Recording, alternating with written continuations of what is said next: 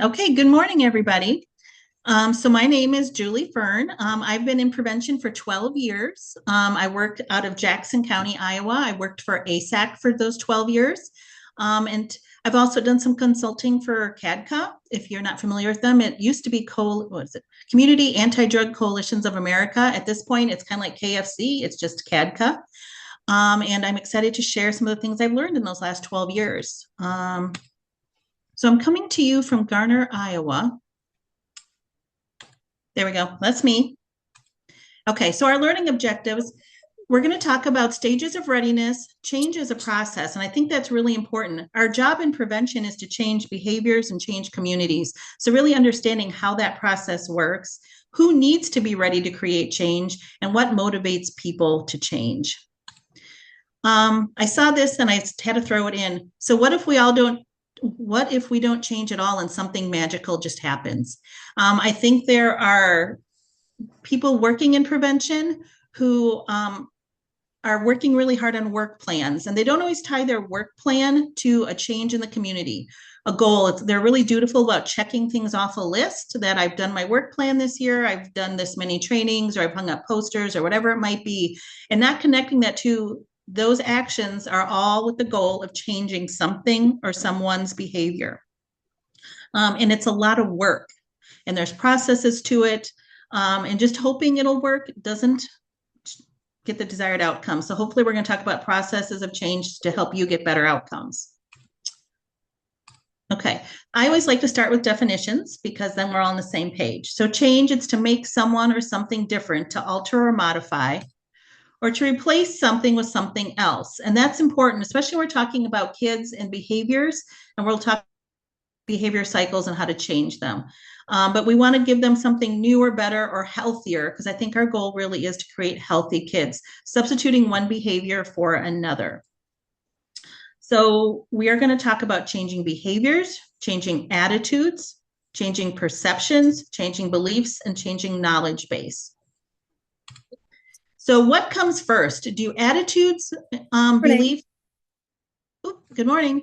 Do attitudes, beliefs, and perception drive behavior, or does behavior drive attitudes, beliefs, and perceptions? If you could throw your answer in the chat, I would love to hear your thoughts on that, because I've heard both people's opinion in both directions.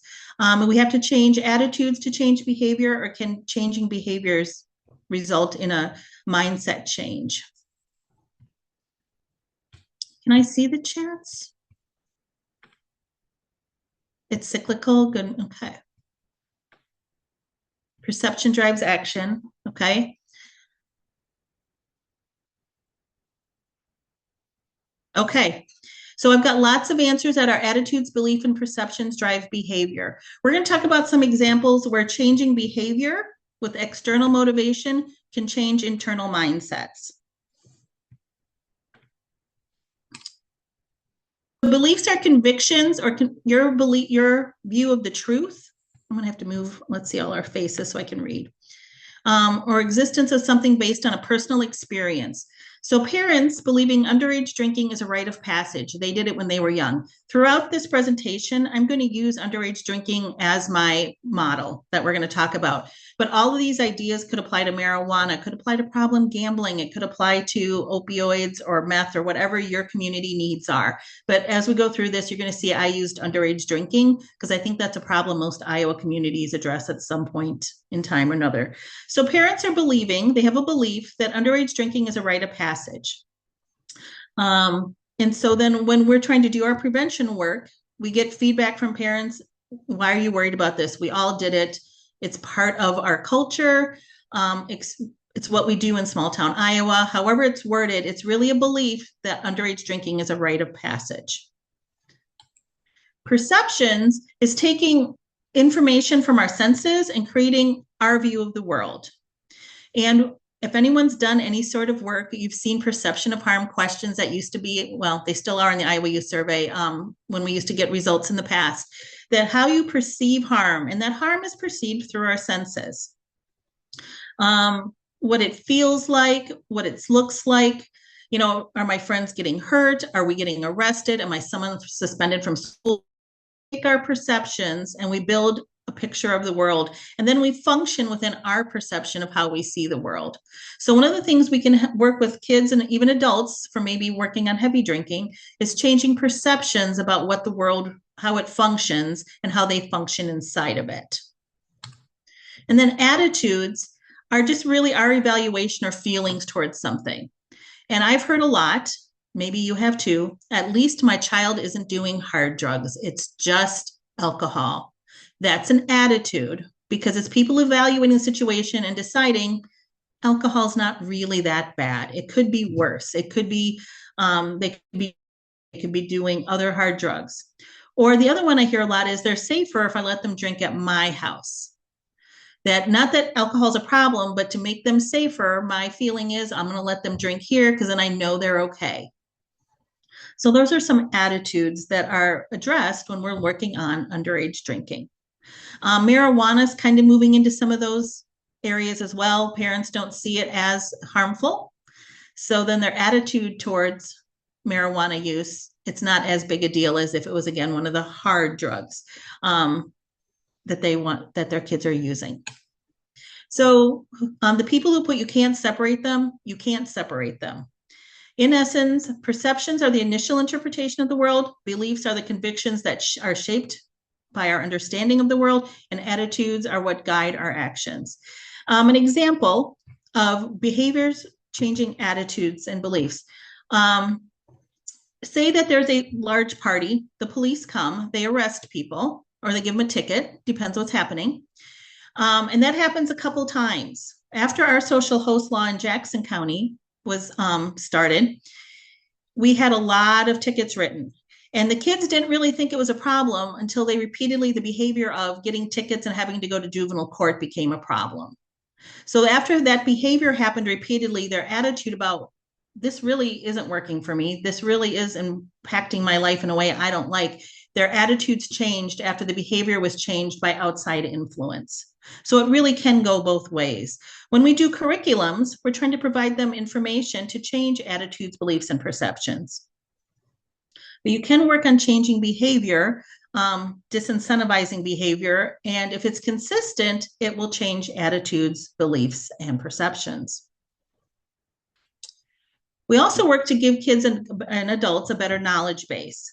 So most people have heard of some curriculum. I mean, there's a ton out there, All Stars, Life Skills, CBSG, and they're really to provide education on decision-making skills, refusal skills. Digital literacy is so important as our kids are so connected to their phones. And we give them education on harms and consequences. It's to give them the skills to make different choices, to empower them to change because they can find what's in it for them. So that's another way that we try to do change in our communities. It's really important to understand our focus of change. Who are we trying to affect by the behavior? For youth, it's underage drinking. Maybe it's a whole population on marijuana access. When we're looking at a focus of change, is it people in pain or is it the opioid prescribers? Maybe it's both. We're trying to have people use some non-opioid choices for pain management, and we're having our prescribers looking at maybe some different prescribing patterns. But who are we trying to affect? When you look at a logic model, the problem is always that first thing on the left. And to really work on any problem, you have to define it. And who is our focus? Who are we trying to change? We used to use the word target, but focus is better because that's who we're focusing our energies and attention on. But having a really clear view of who our focus of change is. I forgot to mention, if you have questions during the presentation, Jody and Megan are going to be watching the chat. So feel free to drop a question in the chat and we can answer it as we go, and maybe tie it to a slide and make it make sense in the moment versus waiting till the end. The agents of change, the people we need to maybe change their behavior to change our focus of change, our audience's behavior. So alcohol retailers, I need them to change their behavior. I want them to consistently ID. I want them to train their staff to consistently ID. Getting them on board as agents of change will decrease access, and then it will change kid behavior. For a whole population agents of change, we look at zoning boards or even the state legislature. that they make change in a law, in how they do practice, a city council, but there are agents of change that we work with that will then impact our focus audience. And again, the prescribers for people in pain, trying to change how their patterns, if they change their behavior. One of the ones we worked with a few years back was dentists. The number one prescriber of opioids to teens is oral surgeons and dentists. Think wisdom teeth. In our community, people were getting 30 Vicodin for wisdom teeth removal. They were taking maybe 3, and then they had 27 that were being diverted for misuse. So we asked the prescribers, do you need to give them 30? And can you change your policy? They went down to 10. I was honestly shooting for 5, but then at 10, it's still 20 less pills for diversion. Kids were taking to school and selling them because they're all better from their wisdom teeth. And I've got all these pills, and they were getting good money for 1 Vicodin. So then to change their behavior, I want them to have less access. I want my prescribers to change how they do their business. So we need to have people on board as agents of change to help us reach our focus population. There are lots of theories of change. If you go online, I just Googled theories of change, and there was 27 different options. And I think it's important to have a theory or a model that we're not just throwing a million things at the wall and hoping something sticks, that we're being really intentional, picking a plan of how are we going to do this change. And the one that we tend to use in prevention is plan change. And that's one we're really going to look at. But there are other models. And like social norms influence, the normative re-educative strategy is actually very interesting, and it's a lot of positive social norming. So if you've done any training on that, that's where that falls.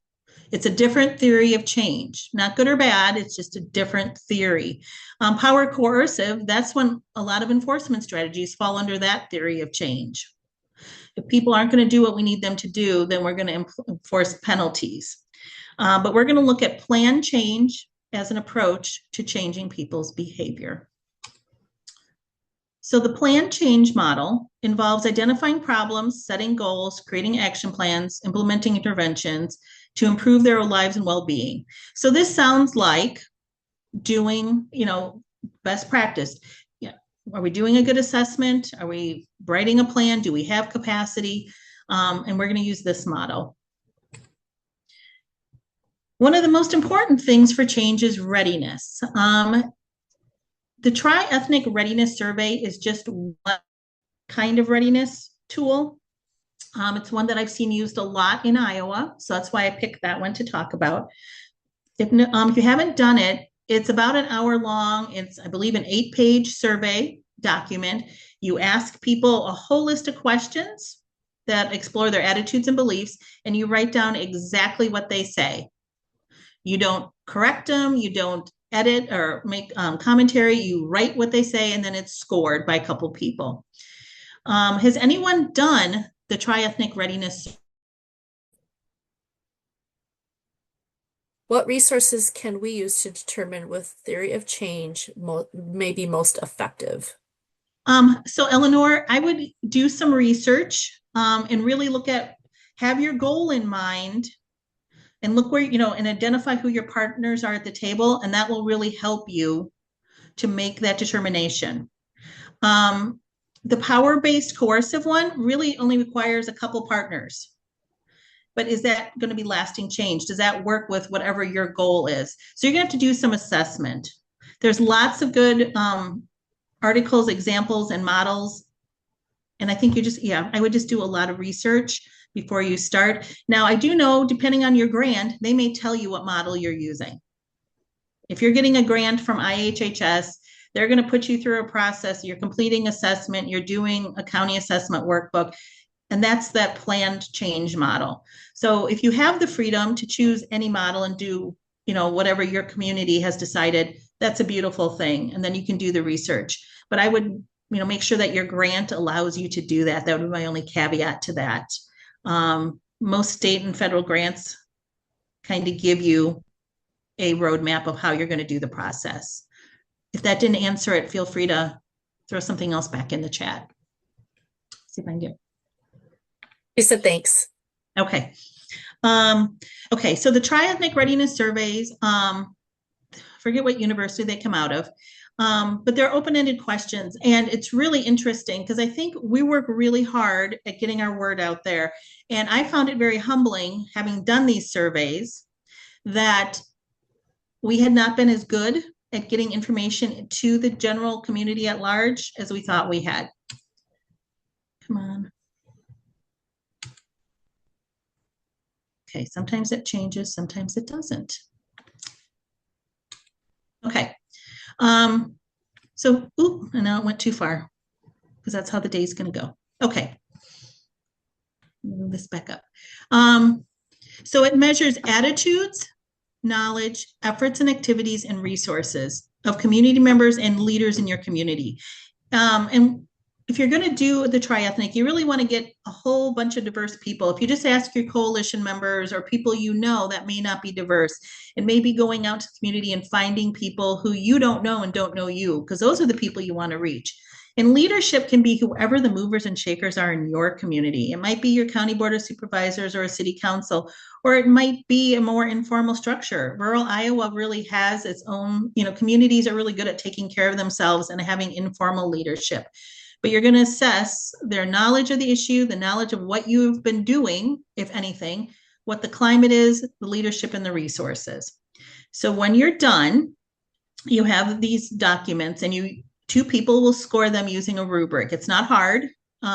Sometimes it's a little hard to figure out where exactly somebody fits on the scale, but you get a score. It's 1 to 10. 1 would be no, or 0 is no awareness, 1 is denial and resistance, and it goes up. So in 12 years, when I started, we were at a 2.6, vague awareness. And I was so disheartened because I felt like we had been putting articles and having events and speakers and doing all this readiness work. What I also learned is that we tended to sing to the choir. We were reaching people who already were on board. So we needed to look at who we were getting ready. And the other part is we had a lot more readiness on things like meth than we did on alcohol. And it's that, is it a problem kind of thing. So you have to do a readiness assessment on any issue you're really wanting to look at, because you might get very different scores. There is no just readiness for everything. It really is subject matter based. We also did them on problem gambling.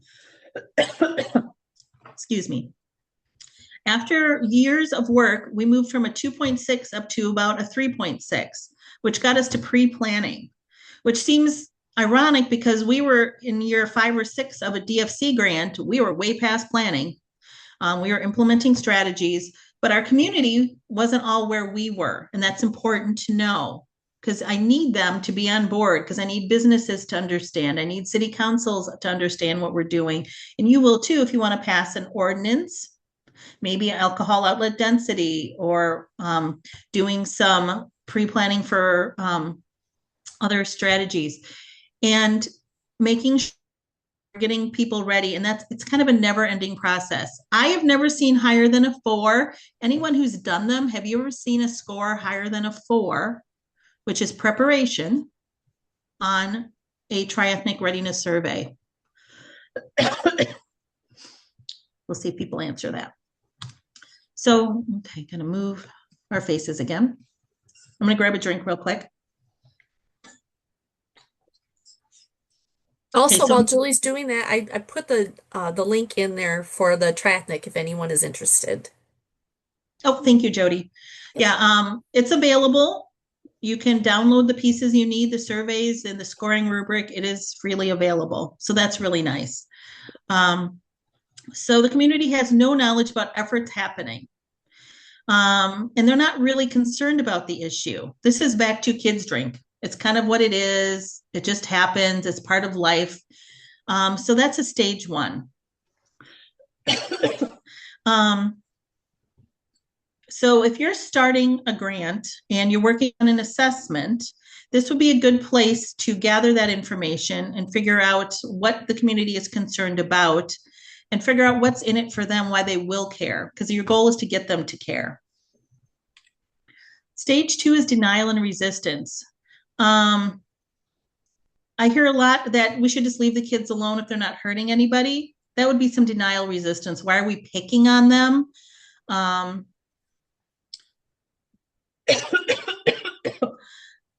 and it's kind of this no man's land that they admit it happens, but if they're not owning a problem, you can't fix a problem you don't acknowledge exists. And that seems like a really simple concept. But if nobody says it's a problem, then you're not going to have people working on it.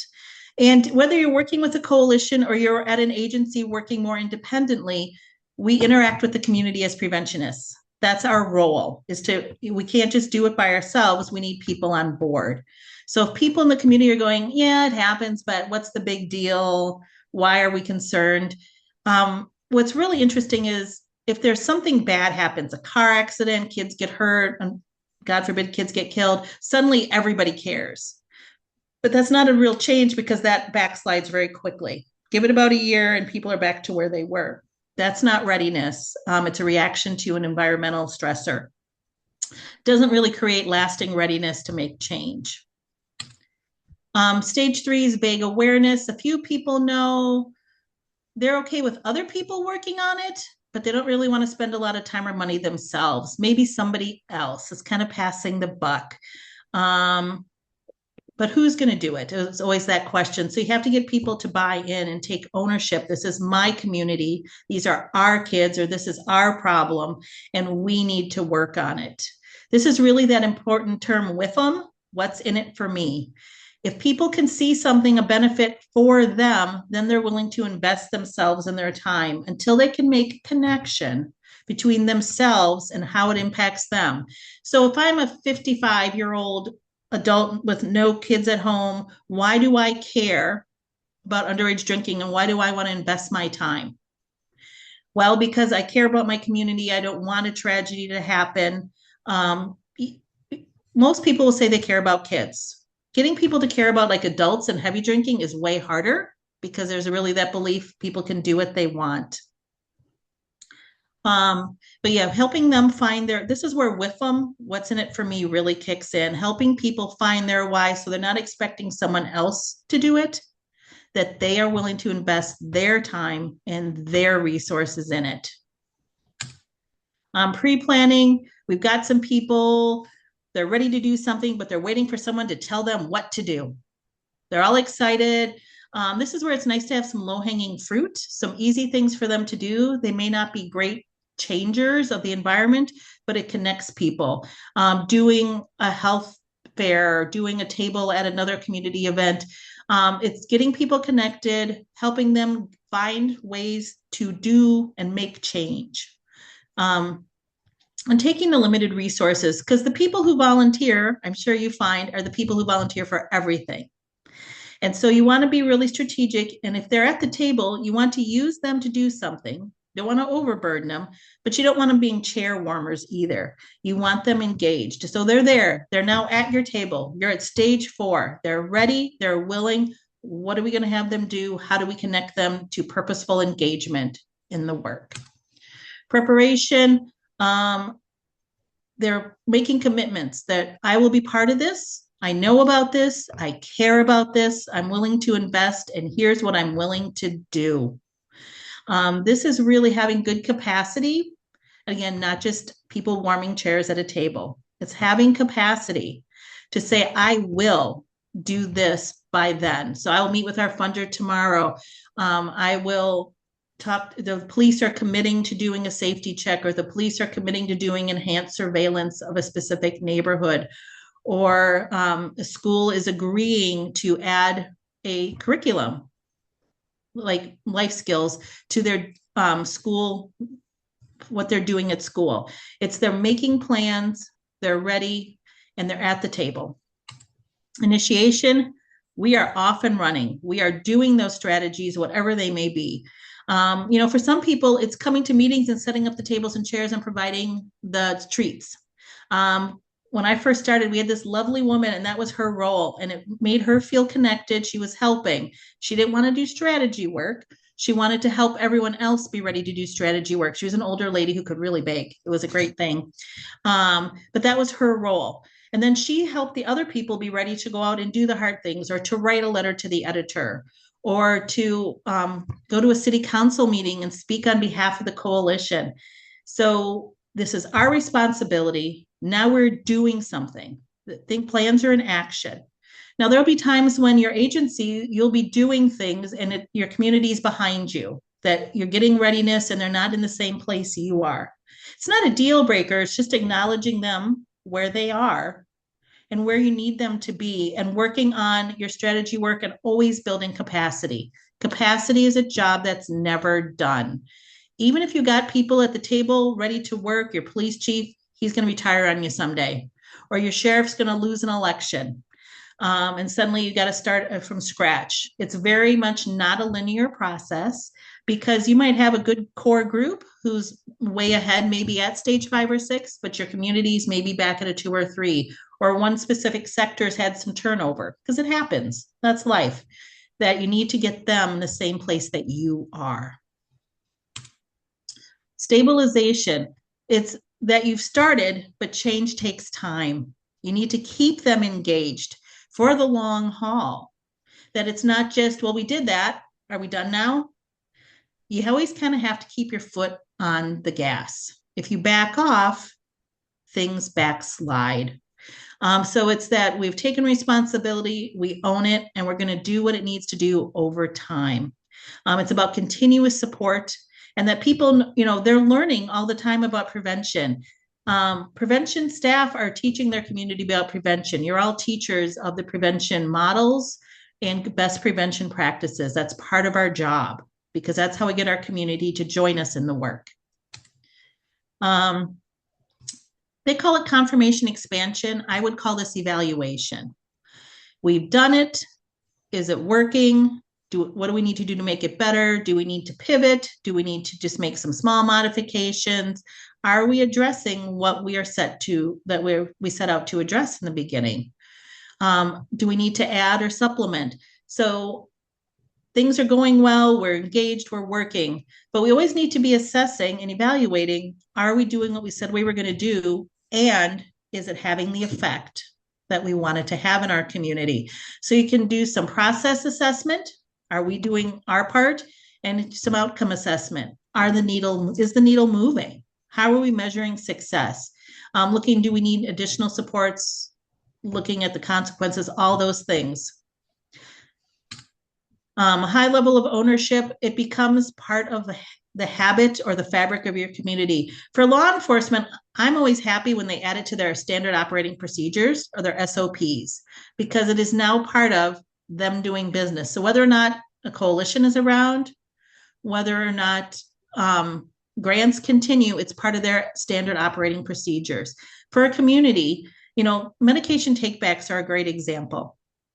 Law enforcement now just, has been doing them. DEA does them twice a year. They can get rid of them to the DEA.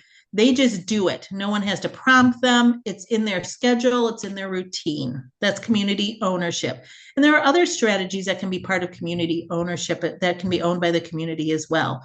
It's creating sustainability. If it's part of the fabric of our community, then it's sustainable. Making sure if we need funding, have we located a foundation or some business, or are we doing fee for service? How are we going to fund this? Because it's important, we want to continue it. If anyone's ever written a sustainability plan, the sustainability plan isn't for the coalition. It should be written for the community. How do we sustain this coalition? Because we need them. They are vital to our success. I've heard coalitions compared to every county needs one, like you need a fire station, that it becomes a vital part of your community that we need, and we need to sustain it. So that's at that high level of ownership. And as you work through the process, again, different models use different titles for those, but it's a process, and you're going to always be building capacity. So has anyone tried to pass a policy or an ordinance and you get pushback at a town council meeting or a school board? That's what this picture is meant to represent. So recognizing that change is not human nature. Human nature is to stay static. We create patterns of behavior. We have habits. Change is uncomfortable. If you're not making somebody somewhere uncomfortable or unhappy or getting a little pushback, I would ask myself, am I making change? If everyone is, oh, this is great, let's just do it, and everyone's on board and you're singing to the choir, choirs are a lot of fun to sing with, but they don't change anything. You need to be, creating maybe some resistance and some pushback. And if you're having resistance, then you need to work on readiness so that everyone can understand why this is important. You're never going to get everybody on board, and I wouldn't expect to. But I do think that there's going to be key people we're going to talk about who do need to be on board. Who are those key stakeholders? But resistance could be reframed as lack of readiness, because sometimes it feels like it becomes a hostile relationship where it's really people aren't ready. They don't understand why it's important. So sustaining change. So it's change. You're always working on it. You may have climbed the first mountain, but there's going to be more, you've passed an ordinance, but now is it enforced? The school did a curriculum for this year, but how are they funding the materials for next year? You're never done. It's more about keeping, again, your foot on the gas. You have to keep going.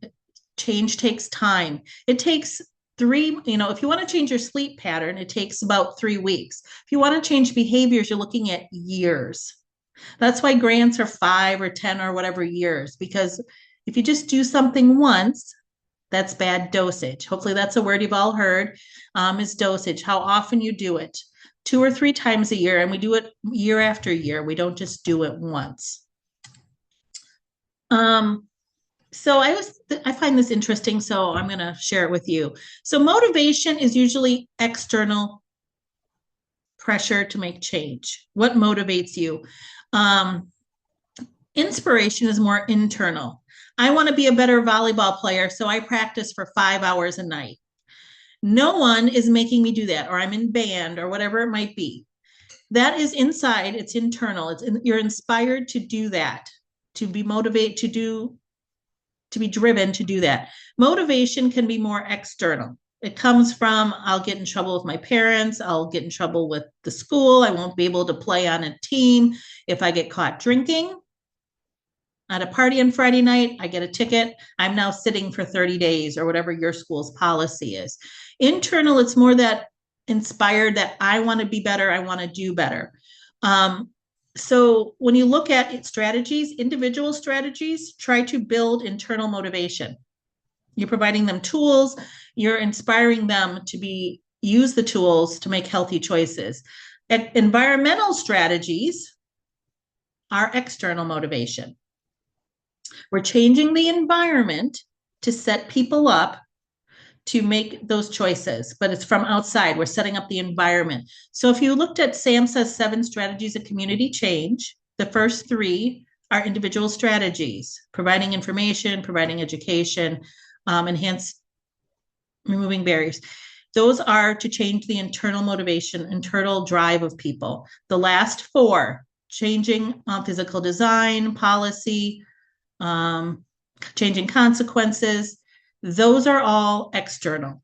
So you're really kind of coming at people from the, kind of pressing on them from both internal and external when you're trying to find their reason to change. There's a real simple model of change, looking at how you incentivize or disincentivize, a carrot or a stick. And we use this within some of our strategies. I'm going to, again, go back to underage drinking. Okay. We did 1 million, actually about 380, alcohol compliance checks in Jackson County, Iowa. The ticket to the seller is $796.75 when you throw on court costs and fees. These are people making $8, $10, or $12 an hour. That certainly disincentivized them to have a second offense of selling to minors. The business gets a $500 administrative penalty as well. Their insurance goes up, and if anything bad happens, they're liable. So this is more of a stick kind of approach when you look at incentives and disincentives, using law enforcement strategies. But you can also use incentivizing.